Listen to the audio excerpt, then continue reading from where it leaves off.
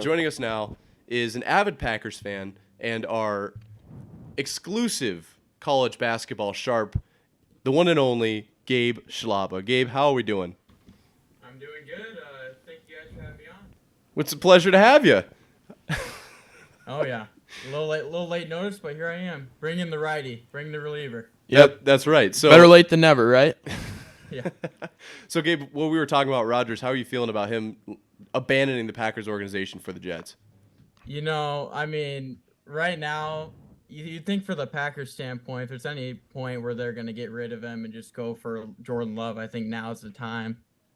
He's been sitting behind him for 3 years. I think at some point you have to pull the trigger if you think he's ready. I agree.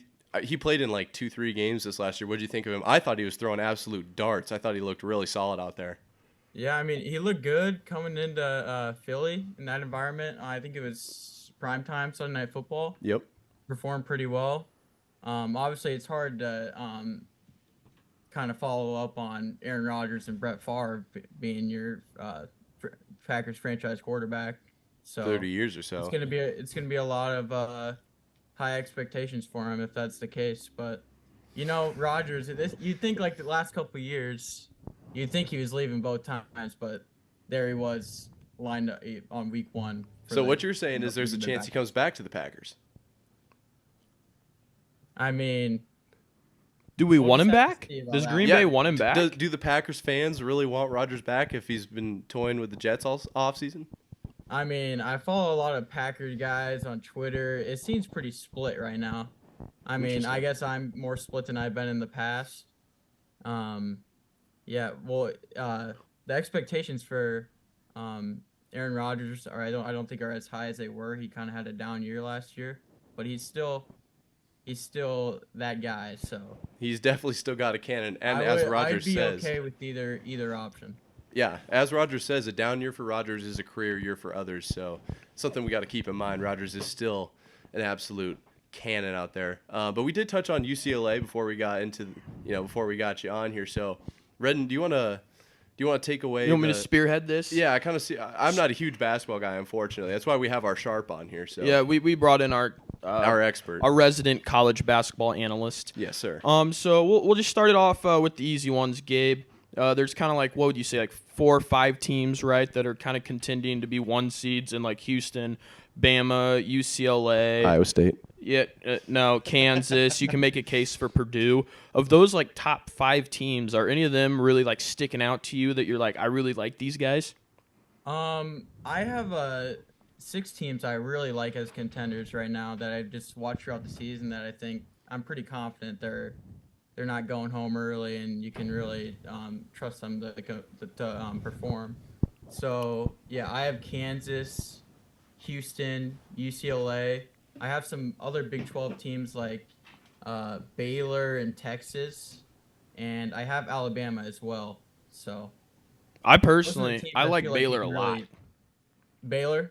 Yeah. Yeah, I really, especially in March, I think it's Thursday. good. You need a team that really defend. I mean, that's kind of been the recipe for success in the tournament this last couple of years. So I've got more Ivy. Before we get farther into the big dance, are there anyone that you're looking at like who maybe won like a smaller non-power 5 conference tournament that you're like, oh, I kind of like these guys? Any of those like long shot sleeper teams you like? yeah, so now this team has already won their conference tournament. You should be familiar with them as they were pretty successful in 2020. It's the Oral Roberts Golden Eagles. That's who I was Ooh. just before. I couldn't put my finger on who it was before the show. That's who I was thinking about. I'm looking at it right now. According to ESPN, they're projecting the Oral Roberts Eagles to be a 12 seed and play against number 5 seeded Iowa State. Interesting. How are we feeling about Oral Roberts against the Cyclones potentially?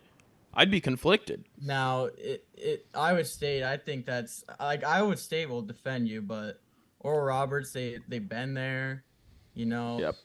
They're an you old gotta team you too, gotta- right? Yeah. Yeah.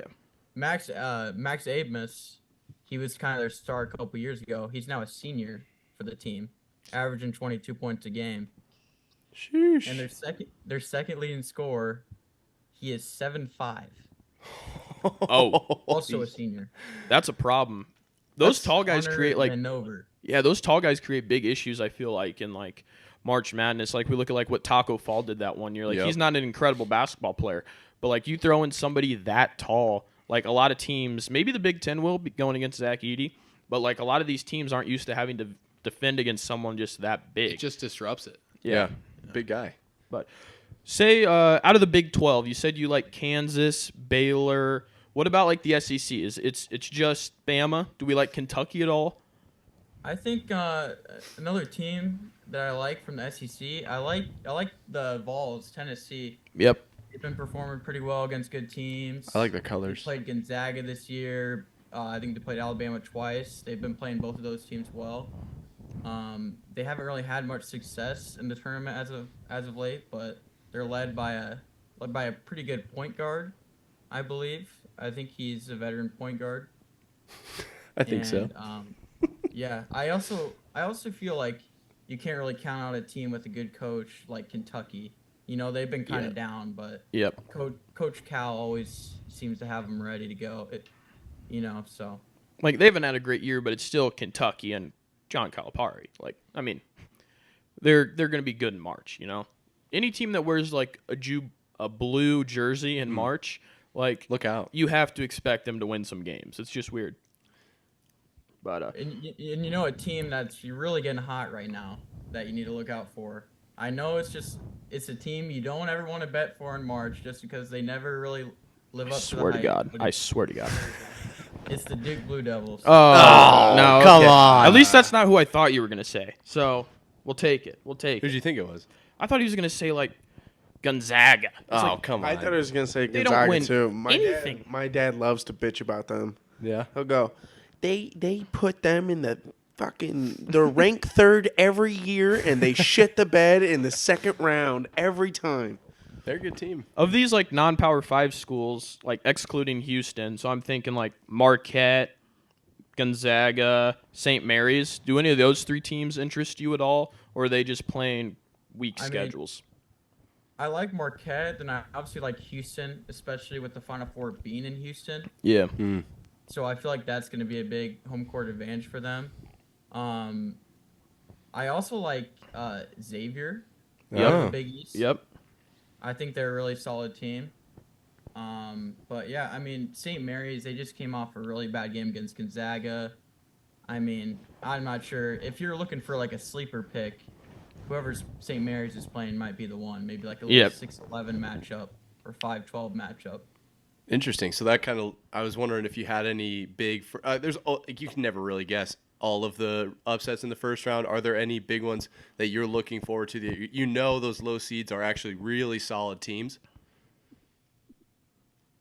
I like Florida Atlantic too. I think they might have they might end up having a better seed than like 11 or 10, but they hardly have any losses on the season. I think they have fewer than 5. Look out for that. Yeah. And then obviously you don't want North Carolina to get back in the tournament. That's like your ultimate sleeper right there. Yeah. So Especially with them being in the national title game last year. They weren't really expected to. I think they were 8 or 9 seed last year. They're probably going to have to win a couple games in their ACC tournament, but that's very dangerous if they sneak in. I feel yeah. So this is something that I'm not like super familiar with. I just wait once the bracket comes out. I fill it out. Bingo. I don't really. I'm just picking random upsets. You know, I'm picking good teams to win a lot of the time, and I don't dive into college basketball as much as I should. I was wondering about this because I saw a graphic. It was talking about teams that are guaranteed, teams that should make it, teams that could still make it. What do you need to do to make the tournament? Like, kind of lay it out for those who don't exactly know. Well, if you're in a Power 5 conference, you have to be kind of on the upper end of that conference. Like if you're like a middle of the pack team, like I'd say like for Pittsburgh, for example, I was watching them earlier today. They have a really good record. They're like 20-11, but they're like still middle of the pack team in the ACC, and they're gonna have to win a couple to get in. Right. Whereas if you're in a different conference, like a not non-Power 5, I mean, if you have a good record, then your case is looking good. You just got to avoid those bad losses. and hopefully schedule some good teams non-conference you can knock off. That makes sense. So you're a Big Ten guy, Gabe. Is there anyone in the Big Ten, like obviously Purdue? A lot of people are high on Purdue. Is there anyone outside of Purdue or even Purdue themselves? Are you high on Purdue? Is there anyone in the Big Ten that catches your eye? Their championship tournaments this weekend, right? Right now, yeah. The first game's going on right now. That's the other thing. Ohio State's up on Wisconsin, 43-20, with 15 minutes to go. That's a beatdown. Yeah. Wisconsin's on the bubble too, so that's pretty Not much anymore. them out of it. Not anymore. They're getting fucked. Yeah. Over. Their season's But- done. Yeah, Well, the Big NIT. Ten. I'm obviously a big supporter of the Big Ten, being an Iowa fan. But like this year, this is a very down year for the Big Ten. I think you had Caden Weegan on a couple weeks ago. Yes, sir. And he was hyping up the Big Ten. The Big Ten's been much deeper in the past couple. Well, years. this is I'm looking at the ESPN like breakdown of what they expect the bracket to be. They have the Big Ten listed as having 10 teams make it, and they have the Big 12 having 7 teams make it. Granted, there's 4 more teams in the Big Ten, but like 10 teams in the Big Ten seems nuts. That seems high, It's don't like, you think? That means like who's out? Nebraska, Minnesota, Wisconsin, and Wisconsin. Ohio State. Yeah. Those are that's the 4 probably that about don't it. make it. Yeah, That doesn't seem right. But the teams that are making it, honest, I don't think they're. Besides Purdue, I don't think any of them really have that high of a seed.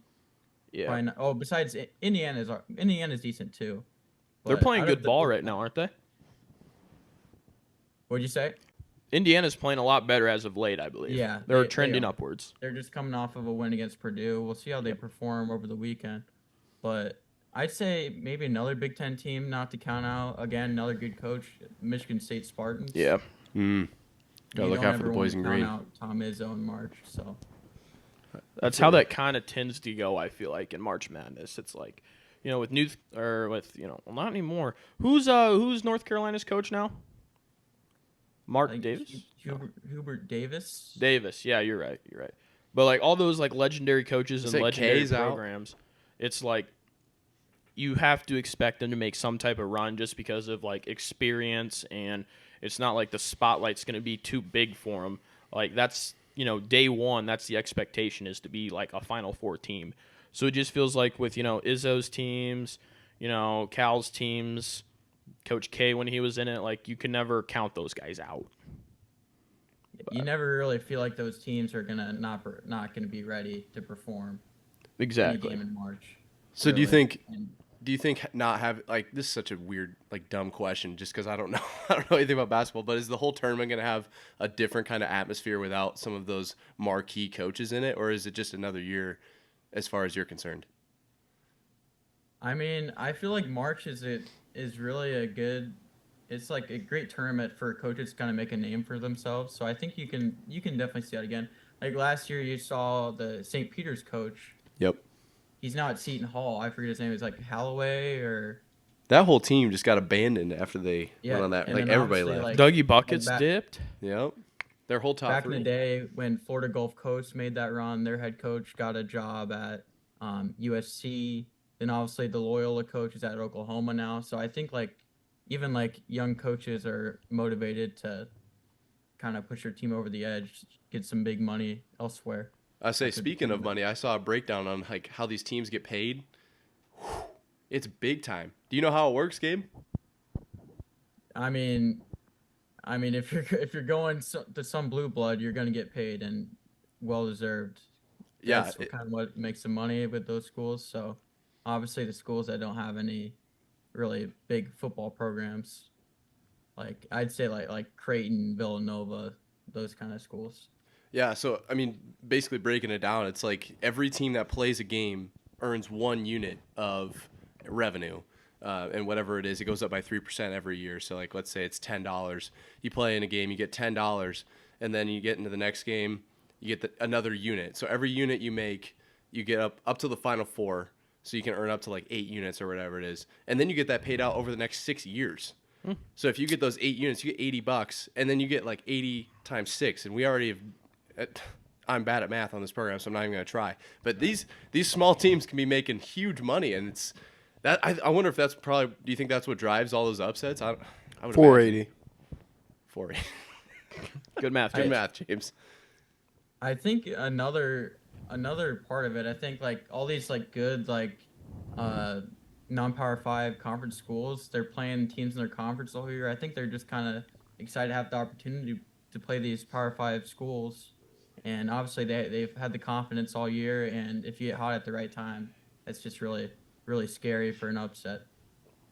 No, I feel you. So I do. This is a selfish question. We touched on Iowa State a little earlier, but can you break down like how do you think Iowa State's going to do in the tournament? Because early in the season, I was looking at maybe like an Elite Eight on the top side, and then we went on an absolute skid over our last 10, and things are not looking good. Obviously, with the release of Grill as well. So are you looking at maybe like around a 32 exit them for the Cyclones? I mean, Iowa State, they're one of the best defensive teams in the country. I don't think there's any doubt about that. But I mean, what's really going to knock on them is their offense. You know, you watch their games, and at times they can go on some droughts, and that's going to be tough to come by if they're playing another good defensive team. But I don't know. I think they Sweet 16 last year.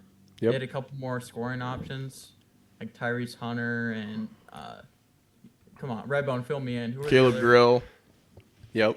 and they They had basically got Isaiah Gabe out Brockington. there. Yeah. They had some offense, yeah. So I mean, they lean on their defense, but we'll see how far that can take them. Like as opposed to like Iowa, Iowa's always gonna have a really good offense, but we're kind of the complete opposite. We've had the Murray twins, had Luka Garza, but we never really had a great defensive team. So I feel like Iowa State just kind of complete ends of the spectrum, and yeah, we'll just see. Yeah, I see what you're saying. We're well, I guess me and you, we're Big Ten guys. You know, I'm a big Nebraska guy. We're playing Minnesota later on in the night here at 8 Central Time. I don't expect them to. I expect them to beat Minnesota and lose to whoever they play next. But outside of Purdue, is there anyone in the Big Ten that you can see winning the tournament? Like Iowa, I mean, if they get hot, they're going to be hard to beat. Indiana, Seems like Illinois. Iowa's always that way. You know, So are no there way. any teams that can challenge Purdue to win the Big Ten tournament? I mean, especially in a tournament like that, I mean, maybe a good offensive team like Illinois. Yeah. Possibly they've kind of been struggling as of late. And, you know, another team that always seems to be playing well this time of year is Michigan. Mm-hmm. And then obviously Michigan's on the bubble right now, need a couple more wins. I think if they get hot, I feel like they're definitely capable of doing that. Then obviously you got Purdue and Indiana favorites in the tournament. So I'd say look to those teams to bring it in on Sunday. Gotcha. Well, I think there's not like it's a lot of speculation right now. Correct. But I do want to ask you, I know, Gabe, you're a huge Oklahoma City Thunder fan. How are we feeling about the Thunder this year? Is it Shai Gilgeous-Alexander? Seems to be like your guys' number one dude. And I think you guys got embarrassed by the Warriors the other night. Do you have any postseason hopes, or are you pretty much out on them at this point? If you look last night, the Thunder actually beat the Warriors. Oh. Oh. All I saw was like one clip from it. All right, give me a break. Well, actually, last night. Well, actually, if you pull the clip. No, Yeah. but the Thunder, they're right on the play-in kind of bubble right now. So, I mean, there's probably like 15 games to go. I Something think like they've that. definitely I guess you could say they've overachieved this year, especially without Chet not playing the whole year. Then obviously they're Even though well Chet was set for out. the future. I really like Josh Giddey Yes. and Jalen Williams, rookie from Santa Clara. But yeah, they're building a young core and building confidence. So it's high hopes next coming years for the Thunder. Do you have an NBA Finals favorite right now? I know the Celtics are high. I know apparently the West is like as loaded as it's ever been. Do you have any thoughts on like KD or Kyrie, that whole situation? I mean, out of the West, I really like the Suns. I feel like that's like you already had a pretty dominant team over the last couple of years, especially in the regular season. They need that. If they need one more guy, KD definitely will be that guy. So they have a weaker bench. Obviously, you see what Mikal Bridges is doing in Brooklyn right now. Yep. He's playing really well. But I like the Suns. I like obviously the Warriors. You can't really count them out. Denver's really good. I'd say those three teams. The Mavs, they're kind of struggling right now, trying to get Luka and Kyrie figured out. But And think I'd they'll say get there. out of the East, I really like the Bucks. Really? The Bucks Yeah. are really deep. The trade deadline they've got Jay Crowder, Goran Dragic. Okay. So they're kind of that's a good team right there. Up Look there out in for the Milwaukee. Bucks. Yeah. One last March Madness question for you. Granted, it's all, again, like Nick said, speculation. But, like, if you had to pick a team that's probably going to be, like, a 4-seed or lower, are there any, like, 4-seed or lower teams that you're like, this is a team you don't want to play in March? I'd say a team I like Miami. Miami, they got their top scorers back from last year. Obviously, they made the Elite Eight. And yeah, they got a really veteran coach as well. I can't really recall his name, but he's been there for a while. What are they projected? They're projected to be a 5-seed right now. Okay, so just outside So, that 4. yeah. So, on the flip side of that, who's a top 1 or 2 seed who you're, like, early exit? They're, Who's exit. the early exit team this year? Okay. I mean, Gabe it's just been- seems to think pretty much everyone's seems like playing it's well like in this March. every Yeah. year, but I'm gonna say Purdue. I agree. Ooh, I'm gonna interesting. say Purdue. Maybe Arizona, just because they're in the Pac-12 Yep. and Pac-12 has just been kind of down last couple years, and you never really know how they're gonna perform. I was even going to say Alabama. Like, they're playing really, really well, but, like, they have slip-up nights. Like, they're not like a Houston who's just, like Houston's very good defensively, I believe. Yeah. And, like, they're just going to lock you down. They play slow, but they're just going to lock you down. So that's not a team that's going to lose, like, first or second round, really. But, like, with Alabama, they might. They have off nights, it seems. Yeah. Off nights can be bad. Yeah, they slipped up Insightful. Saturday against Texas A&M. It's hard to win on the road, though. So, I mean, I don't know how much emphasis we can put on that. But, yeah, in Alabama, they haven't really had a deep run the past couple years in March. They've never really been there as much as other teams. But, they got a good coach in Nate Oates, and they got a confident group. So, Got a couple see felons where on that their goes. roster, too. So, they're not scared of anything. True. yeah, they've been really killer this year at If you Alabama. will. So. Yeah. Oh man. Well, Gabe, I'd like to thank you yet again for coming on. We'll have to bring you on. I got one question. Oh, Alex has a question. Yeah, Interesting. From the hut. Completely random. What kind of computer are you using? Or Mike? Because you're the best sounding one so far, by far. Oh by wow. far. And- By far. By far. Hunter, lowest, sorry. was awful. And then the other people we interviewed, and then you. And your mic or your camera also doesn't look horrible. So what are you running? I'm on the MacBook Pro right now. Oh, Ooh. Big Apple guy. That's all I needed to know, because Big I've been tech wondering guy. about it for a while now. Alex You're not is like a big cam tech girl guy. or anything?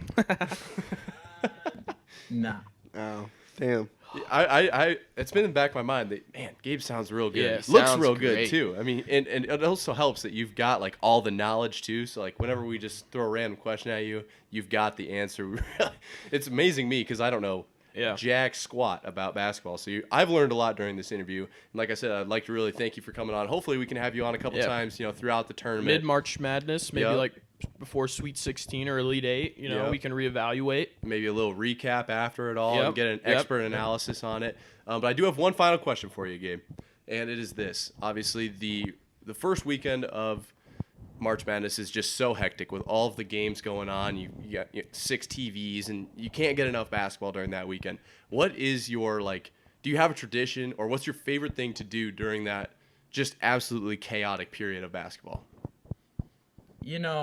I'm probably the least productive person ever when this first couple Thursday, Friday games are going on. So I'll be sitting down trying to take it all in. But and then one point I have making your bracket. I don't know how you guys feel. Oh, about we should have asked tips on picking brackets. We I kinda make did. We one- kinda did. I make one bracket. Yes. One. Only you One can only bracket. make one. Interesting. I don't know how people can make 10 brackets and have any excitement about that. What teams are you rooting for? You're rooting for all of them. I'm rooting for money. Oh, God. No, Fuck, you you're make rooting for. one and then you make have your, a team. You make your real one, but then you also No. make some other ones to maybe, have no, a shot. because then Because it's I completely hate random. That. Yeah, but I hate that because then someone's like, well, the bracket I put in all my ESPN like bracket challenges is this one, but this one I made randomly, just clicking whatever color scheme I like better is doing really well. And it's like, congrats, dude. Well, then do Like it. you didn't, yeah, exactly. Stay Like, mad. you didn't actually pick them. You just were like clicking buttons. Interesting. You mashed the controller and it worked. Congrats. That's a hot take. I don't think I've ever heard anyone's. Honestly, there's Weege. 2 people apparently that agree. Gabe knows. Weege makes 185 brackets, and he's like, "Oh, I'm in the top 30% of 6%. brackets this year." And it's like, because you have 30% of the brackets. Like, I'd hope one of them is. No opinion from Gabe on that. No, that's interesting. One bracket. Yeah, Caden, Weejan, if you're watching this, You suck. let's try one bracket this year. Okay. Yeah, the Caden That would be Legion great. 1 bracket challenge. Impossible. Yeah, you have a Yeah. better chance of picking every game right than Caden does of only being able to make 1 bracket. Yeah, I feel like and there's think- excitement in like picking your go-to bracket and then having a bracket on the side that you didn't expect to do well, and then it starts to do well, and then you start to root for. I don't know. I'm casual. No. What can I say? I'm a casual. Okay. No. And then Caden will say the thing. He'll say the things like, "Oh, I put the wrong one in. I meant to put that one in." Oh, that's a Caden move. Yeah. That is such a Caden move. Oh, that's my other 33 brackets I have them in. Ah, Yeah. that's. A I bad knew I mistake. picked this game correct. No. I should have picked that one. Well, we'd like to thank you a lot for coming on, Gabe, and we'll look forward to bringing you back on midway through the tournament. Thanks for having me. Looking forward to it. See you, Chuck. See ya.